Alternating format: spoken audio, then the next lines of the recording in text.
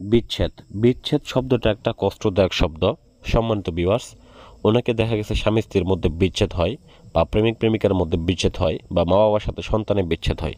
তো আসলে মূলত এই বিচ্ছেদগুলা ঘটায় কে?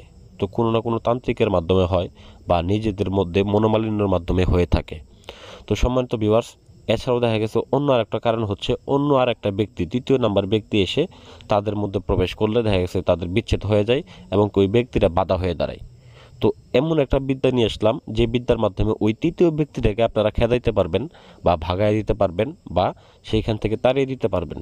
তো সেই একটা বিদ্যা নিয়ে আমি আপনাদের মাঝে হাজির হলাম, যে বিদ্যার মাধ্যমে দেখা গেছে আপনার স্বামীকে অন্য আর একটা নারী কেড়ে নিয়েছে, বা আপনার স্ত্রীকে অন্য আর একটা পুরুষ কেড়ে নিয়েছে, বা আপনার মা বাবাকে অন্য আর একটা লোক জব্দ করে রেখেছে, সেক্ষেত্রে তাদের মধ্যে ঝগড়া লাগানোর উপায়, বা তাদের মধ্যে বিচ্ছেদ ঘটানোর উপায়, একটা তদবির আমি আপনাদেরকে দিতেছি।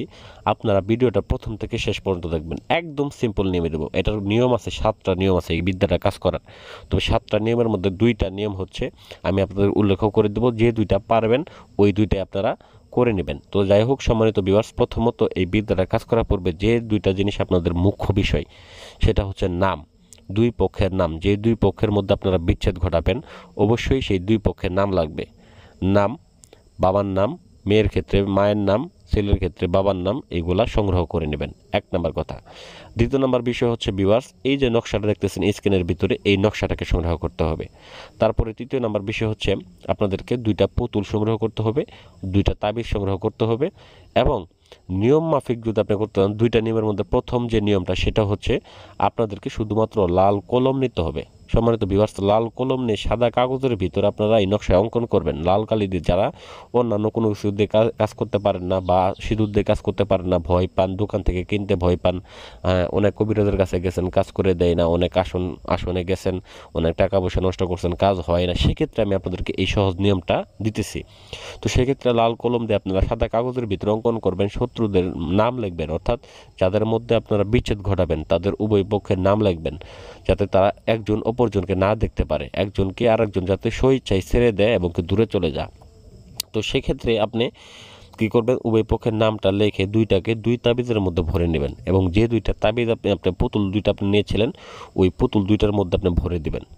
প্রথম পুতুলের মধ্যে একটা ছেলে পুতুল নেবেন, দ্বিতীয়টা একটা মেয়ে পুতুল নেবেন। নেওয়ার পরে আপনারা 2টা পুতুলের মধ্যে ভরে দিবেন। ভরে দেওয়ার পরে প্রথম পুতুলটাকে আপনি শ্মশান ঘাট দিয়ে পুঁতে আসবেন, দ্বিতীয় পুতুলটাকে আপনি কবরস্থানে পুঁতে দিবেন। এতটুকু, এটা দিনে পুঁতলেও হবে, কোনো সমস্যা নেই। তো সেক্ষেত্রে কোনো বাধা বিপত্তি হবে না। তো আপনার এইটা করার ক্ষেত্রে লাল কালি ছাড়া আরেকটা উপায় হচ্ছে, সেটা হচ্ছে কালো পাঁঠার রক্ত এবং কি বিষাক্ত সাপের রক্ত। তার পাশাপাশি আপনাকে যেটা সংগ্রহ করতে হবে সেটা হচ্ছে কাফনের কাপড়। কাফনের কাপড়ের উপরে এই কালো পাঁঠার রক্ত, সাপের রক্ত মিশ্রিত করে কালি বানিয়ে, তারপরে ভিউয়ার্স এটাকে ওই কাফনের কাপড়ের উপর অঙ্কন করে 2টা পুতুলের ভিতরে দিতে হবে, এবং কি একই নিয়মে একটা কবরস্থানে, একটা শ্মশান ঘাটিতে পুঁতে আসতে হবে। তো সম্মানিত ভিউয়ার্স, এই 2টা কাজের মধ্যে যে একটা বিশেষ যে একটা নিয়ম আছে, সেটা হচ্ছে যে সুন্দর করে আপনাকে একটা আসনটা সাজাইতে হবে। বিশেষ করে যে জায়গায় কাজটা করবেন, জায়গাটা অবশ্যই পবিত্র হইতে হবে, পাক পবিত্র করে নিতে হবে। কীভাবে পাক পবিত্র করবেন? আপনার গোলাপ জল ছিটিয়ে নেবেন, আপনার নিজের মধ্যে দেখা গেছে আতর লাগাই নেবেন, যাতে করে সুগন্ধ থাকে শরীরটা। তো মুখের ভিতরে তিতা জাতীয় কিছু নেবেন, অবশ্যই কাজটা যেহেতু এটা বিচ্ছেদের আলাদা করা, তিতা জাতীয় কিছু নেবেন যাতে করে মুখটা আপনার তিতা থাকে, নিম পাতা নিয়ে নেবেন। তো পরবর্তীতে যেটা হচ্ছে আপনার একটা রাগ রাগ ভাব নিতে হবে এই কাজটা করার পূর্বে অবশ্যই, এবং নিরিবিলি একটা জায়গায় বসে তারপরে কাজটাকে করতে হবে। মোমবাতি জ্বালিয়ে, কোনো ইলেকট্রিক বাতি দিয়ে আপনার এই কাজটাকে করবেন না, অবশ্যই নিরিবিলি একটা জায়গায় বসে মোমবাতির আলোয় আলোকিত হয়ে কাজটাকে করবেন। আর এটার আমি সময়টা বলে দিতেছি এখন, সময়টা সব থেকে গুরুত্বপূর্ণ। এটার কাজ হচ্ছে একদম দুপুরবেলা, ঠিক দুপুরবেলা আপনাকে কাজটা করবেন, অথবা একদম মধ্যরাতে অথবা দিনের দুপুরবেলা করবেন। এই 2টা সময় আপনারা কাজটা করবেন, সপ্তাহে 7 দিনই কাজটা করতে পারবেন। তবে একটা কথা বলে নিই, অযথা কারোর মধ্যে বিচ্ছেদ করবেন না, আলাদা করে দিবেন না, বা ঝগড়া লাগিয়ে দিবেন না। তো এছাড়া আরেকটা বিষয় হচ্ছে যে 2টা পুতুলের মধ্যে যেখানে রাখেন না কেন, আপনি কবরস্থানে রাখেন বা শ্মশানে রাখেন, যেখানে রাখেন না কেন, তাদের সাথে আরেকটা বস্তু আপনাদেরকে রাখতে হবে। সেই বস্তুটা হচ্ছে ক্যাকটাস গাছের একটা ডাল রাখবেন। ক্যাকটাসের একটা ডাল উভয় পুতুলের পাশে রেখে দেবেন, এতটুকুই কাজ। তারপর আপনি শুধু 7 দিন অপেক্ষা করবেন, দেখবেন উভয় পক্ষ যেখানে মনে করেন যে ছিল সেইখানে আলাদা আলাদা হয়ে যাবে, একজন আরেকজনকে দেখতে পারবে না। যদি তারা বিয়েও করে থাকে তারা ডিভোর্স দিতে বাধ্য হবে। এটা আমি কসম করে বললাম, রাত্রেবেলা একদম পরীক্ষিত কাজ দিয়ে দিলাম।